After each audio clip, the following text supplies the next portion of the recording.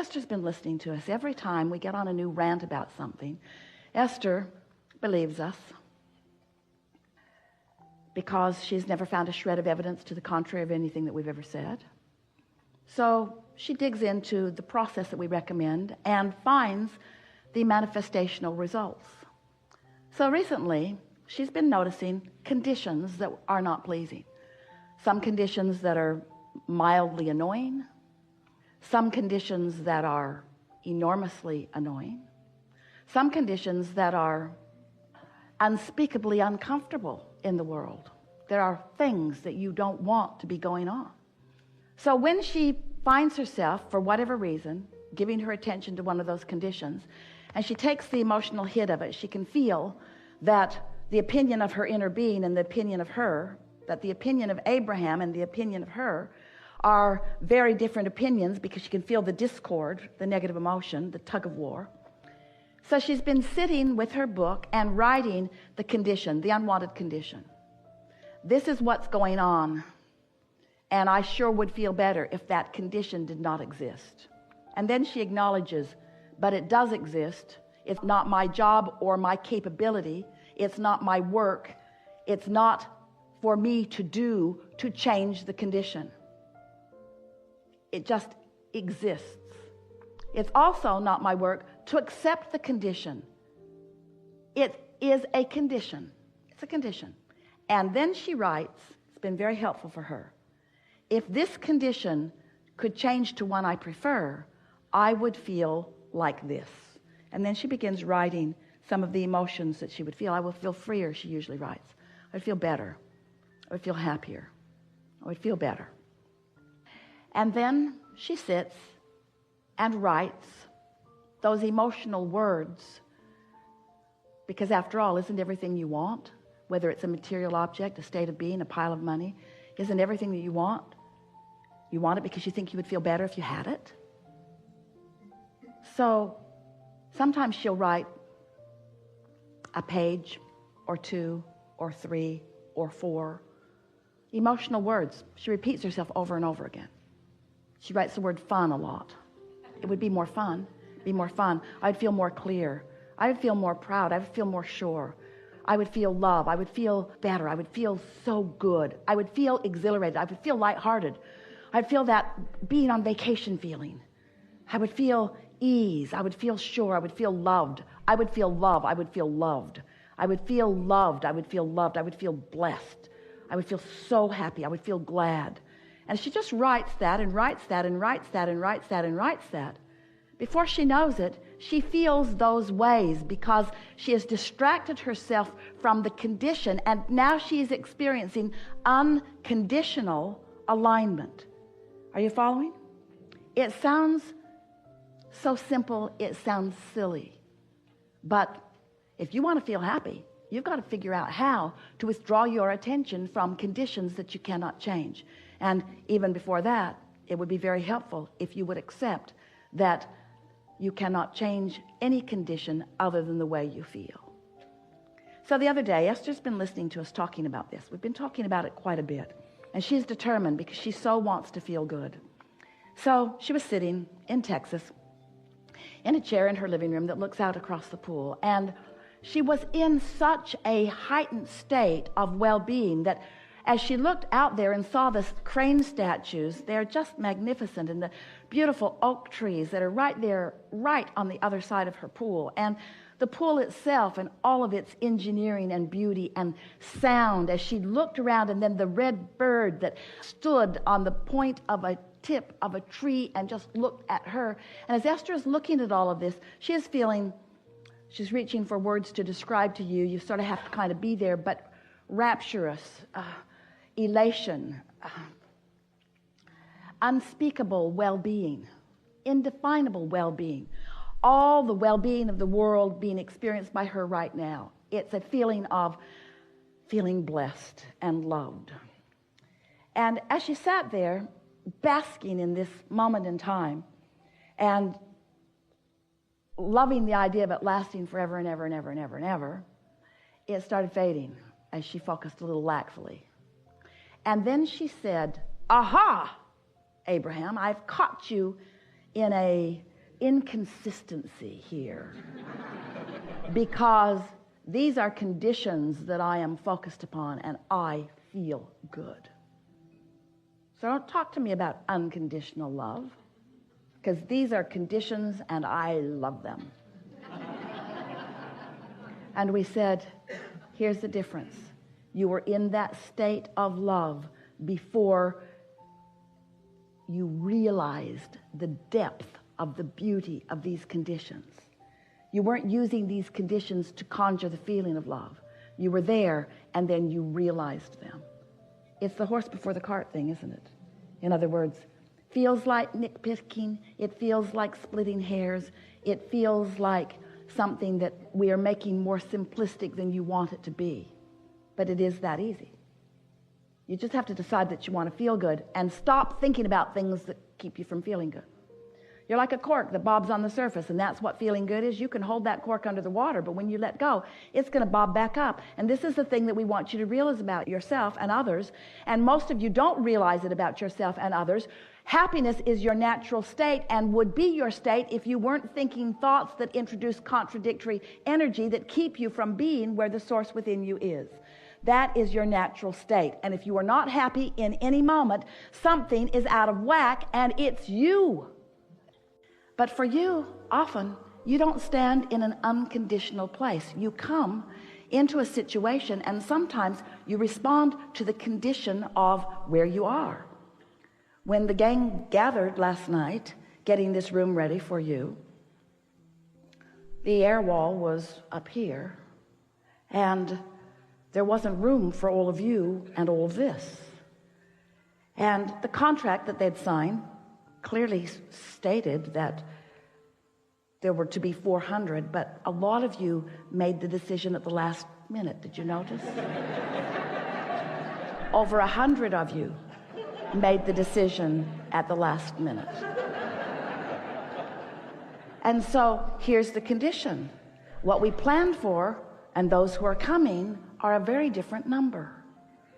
So the condition clearly was not pleasing. Now, everyone knows that it's possible to squeeze you all in.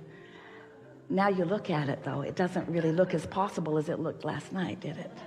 There is this square dance area up here that could have been utilized, but for the most part, the room was not big enough. It had not been planned to be big enough because you were underestimated in your enthusiasm for this gathering.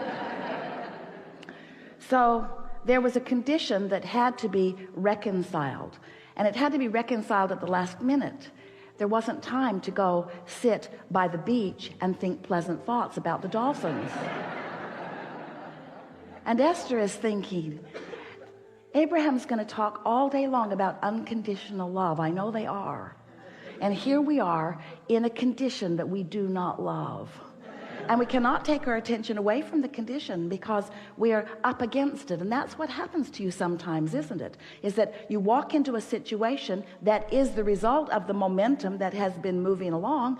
And now you're standing there in the middle of it. And if you are like most humans, you respond to the condition. But here's the thing that matters most. What do you do next? Someone said the other day, Abraham, how does one? She meant, how do I? But how does one? I have a friend.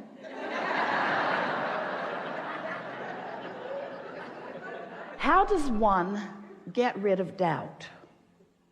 And we said, you get rid of it before you get it, which is totally annoying.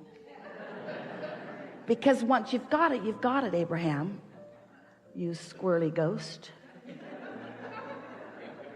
How do you get rid of doubt? Well, doubt is the way you feel when you're focused upon something and have been for a while that you believe that is contrary to who you really are and what you really want. All negative emotion means exactly that. Your life has caused you to expand into a new vibrational becoming.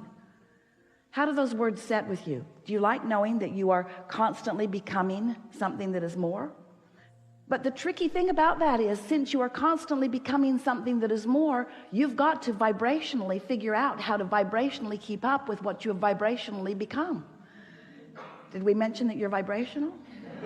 In other words, you cannot expand as life will constantly cause you to do and not keep up with your own expansion and feel good at the same time.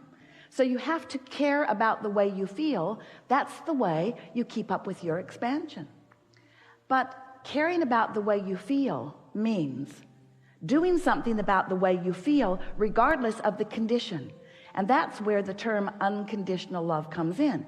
Humans have been using the phrase for a very long time, and hardly any of you really understand what it means. You think unconditional love means look at some rascal who is really behaving in a bad way and just don't say anything about it. Don't rat him out. Don't talk to somebody else about him. Don't get him fired. Just love him unconditionally as you despise his behavior and most other things about him. And we say, that's maybe what you might call tolerance. In other words, you're putting up with it. You're not freaking out about it, but it is not unconditional, because this condition that you are focused upon is an opinion that differs from the opinion that the source within you holds about it, because the source within you is holding an unconditional point of view. Well, before this day is over, you're going to understand completely why we from source are able to hold things from an unconditional viewpoint. We'll give you a statement that you may be ready to receive, and then we'll fill in the gaps as we continue over the next few hours. But the reason that we are able to focus upon any situation unconditionally is because the current conditions, or the what isness of whatever it isness, doesn't mean diddly squatness. In other words, what is doesn't matter, because what is only a temporary reflection of the vibration that you got going on.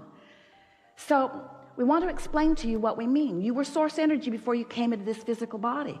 And a part of you is focused here in this physical body, but a larger part of you is still non-physically focused. You are source energy, and a part of that source energy is focused here and now.